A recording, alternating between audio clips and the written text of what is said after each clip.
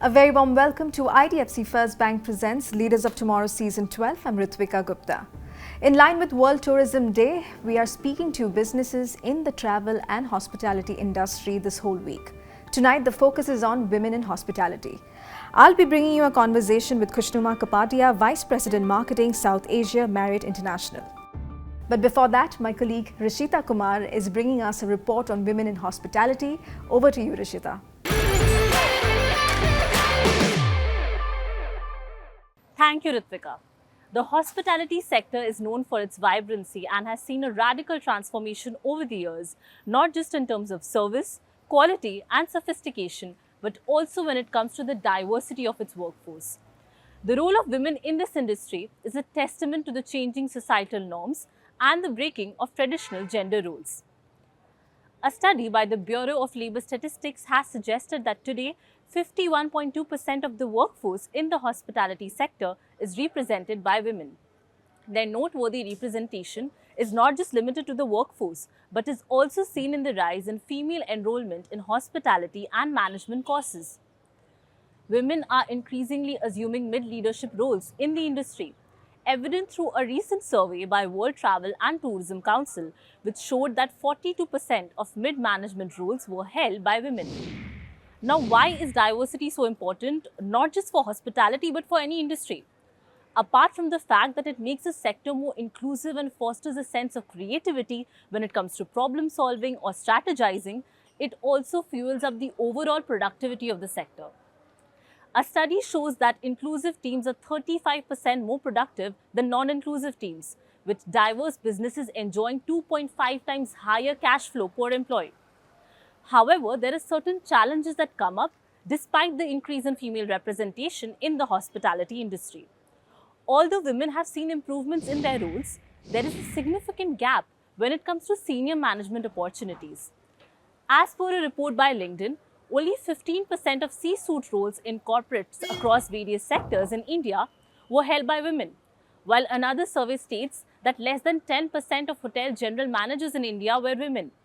Moreover, there is also a significant gender pay gap.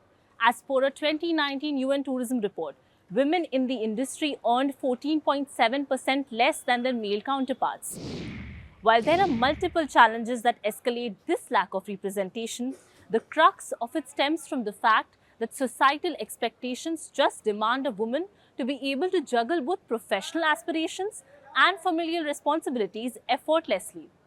The most significant mechanism that can be adopted to tackle this is policies, like the National Strategy and Roadmap for Development of Rural Tourism, formulated by the Ministry of Tourism in line with ministries including the Ministry of Women and Child Development, state governments and industry stakeholders have envisioned to empower women, particularly in the sector of rural tourism. Similarly, even the National Policy for Skill Development and Entrepreneurship, the Pradhan Mantri Kaushal Vikas Yojana and the Skill India Initiative have over the years sought to increase female employment all across industries, including the tourism and hospitality sectors. Therefore, to foster gender equality and acknowledge the role of women in the hospitality industries, companies must adopt inclusive policies in order to build a more empowered workforce. Well, thank you so much for that comprehensive report, Rishita. The spotlight is now on Marriott International.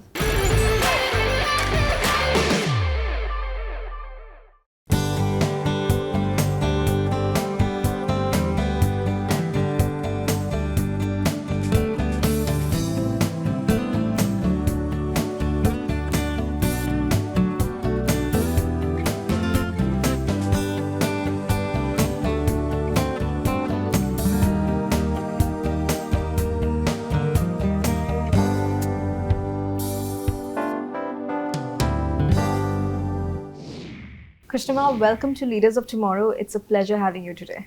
Thank you so much. Thank you, Ritwika.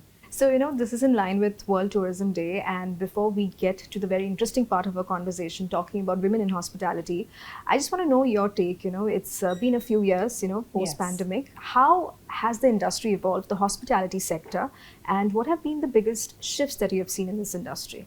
So I think the biggest shift that we've seen is in the way our consumers have developed their mindset towards travel. And the reality is that once upon a time, travel was just considered to be something that you did specially given the resources that you had. And it could be coinciding with a holiday, with the holiday season, depending on schools and all sorts of factors that really determine people from choosing where they'd like to holiday. But today we've seen that post the pandemic, people have realized that travel really needs to be an intrinsic part of your life. It's something where you create memories.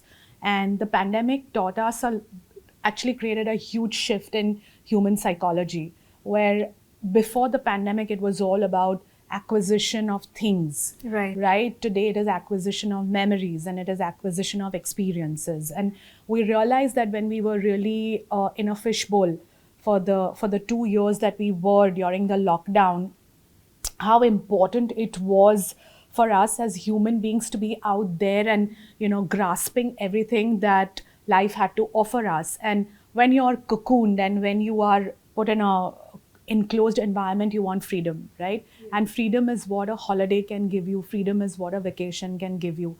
And that's the kind of consumer mindset shifts that we've seen, where people are ready to now invest. So travel is no longer a cost. It's not like, oh, I'm going to save up this much. It is basically an investment into your life journey. It is an investment into how much of wellness you want to encapsulate as part of your journey and as part of your life. So we became the very key catalysts in that entire mindset shift, because we were ready to be there when the consumers were ready to consume us. Sure. And we noticed that India as a market really almost recovered 61% of its pre-pandemic audience in terms of travel. And I think that's phenomenal, because that kind of growth and that kind of trajectory has been the fastest amongst a lot of Asian countries.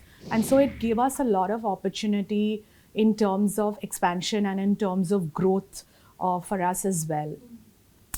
The other thing that we really noticed is that several facets of tourism has now grown. For example, wellness tourism. Wellness tourism has become massive now, right? People are a lot more conscious about their fitness. People are a lot more conscious about their mind, the mental health aspect of their personality. It's not just about how you look. It's about how fit you are, even when you are mentally engaging with yourself. And we want to provide an ecosystem and environment that actually facilitates that actually is an enabler. From a hotel perspective as well. And a hotel today is no longer hardware. A hotel today is a conglomeration of a lot of facets that give you personality, that enhance your aspirations, that enhance what you are looking at from life. And that is what we want to be as a vision statement. Fantastic. And speaking of the state of evolution, how would you say the role of women leaders, women entrepreneurs have evolved, over the last, you have been with Marriott for 20 years. Yes. So over the last many years. I'd say it's the emergence of the woman, if you really ask me today. And I don't think it's just restricted to the hospitality sector. I think it's generally, we've seen that women are now ready to really break stereotypes that society has enforced on them. And that has resulted largely in the fact that our parents' generation has invested in a lot of education as far as the girl child is concerned, right? There are still some aspects in the rural areas of India where we haven't really penetrated with literacy. But by and large, I think there has been a huge shift in recognizing the fact that women need to be educated. Sure. Women need to be provided with the necessary opportunities. And today, even in a middle class family setup, a woman is shoulder to shoulder in contributing to the income of the house. Right. And I think those stereotypes, whilst they might not have entirely diminished, they are slowly and steadily changing. We have an environment within the confines of our society where we have a helper community, right? A lot of Indians have helper communities, and we see that those individuals are educating their children. They are educating their daughters. They don't want their daughters to get into the same sort of setup that they have, which is a setup of huge struggle. Yeah. So from that aspect, I think women are slowly and steadily now being recognized as key contributors to the growth of our society and the growth of our economy. And I think the government has played a large role in that itself, because they made diversity a huge, goal for the future. And we all recognize the fact that today women bring something very unique in the boardroom. Absolutely. The level of EQ that a woman leader can bring is massive. Women are also multidimensional, in their genetic makeup, right? Compared to Sure. men who sometimes are very singular in the way they operate. And so, in the way that is required for achieving our goals, for success, I think you do need that aspect of a gender, Yeah. which can really steer the ship into success. And so we, as a hospitality sector, we've realized that women leaders can really bring a very unique facet to success. Right. No, I completely agree. And I also understand you have crafted a lot of campaigns and initiatives for Marriott International, that support gender equality, inclusion, diversity.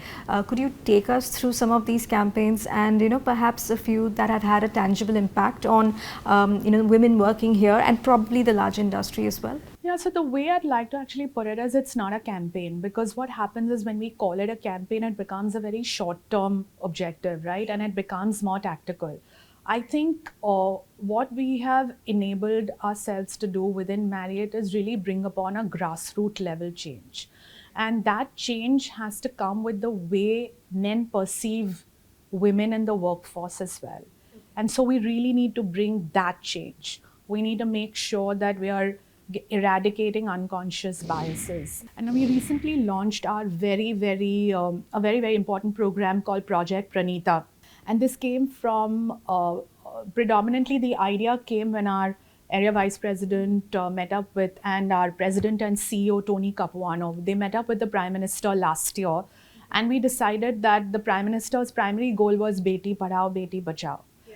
And we said, what can we do as an organization to really support that very, very big national goal in a very small way?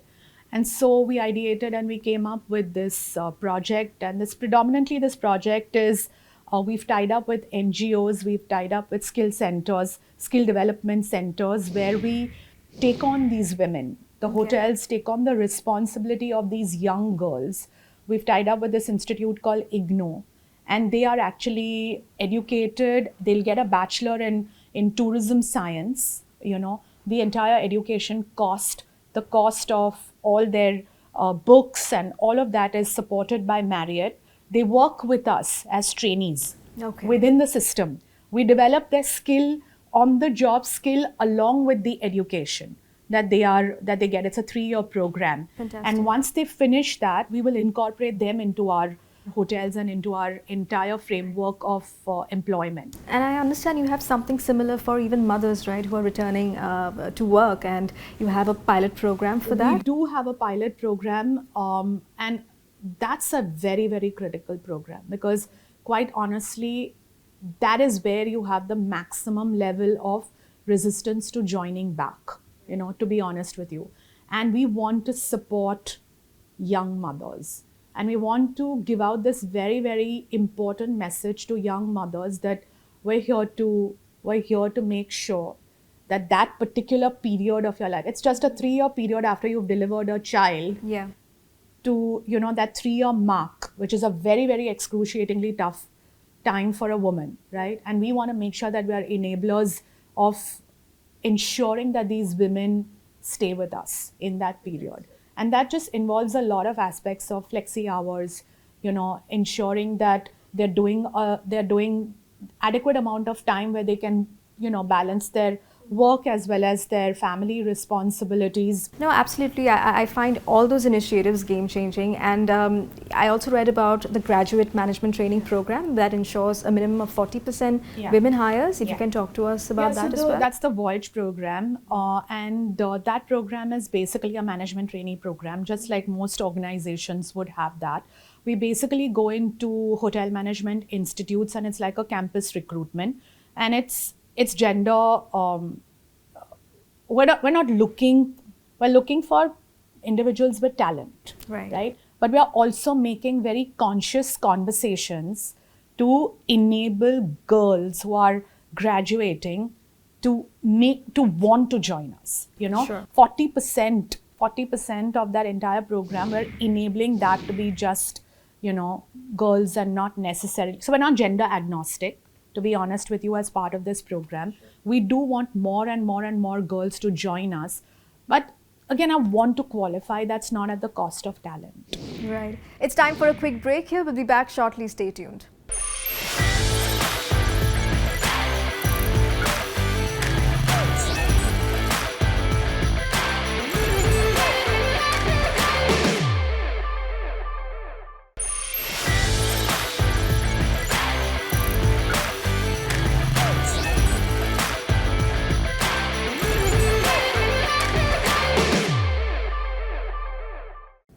Welcome back to IDFC First Bank presents Leaders of Tomorrow Season 12.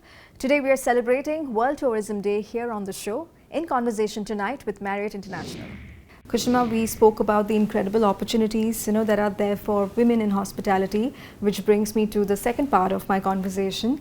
Where are the biggest challenges for women leaders, especially those who want to become leaders? How can we empower women in this sector to take on leadership roles? What's your take on that?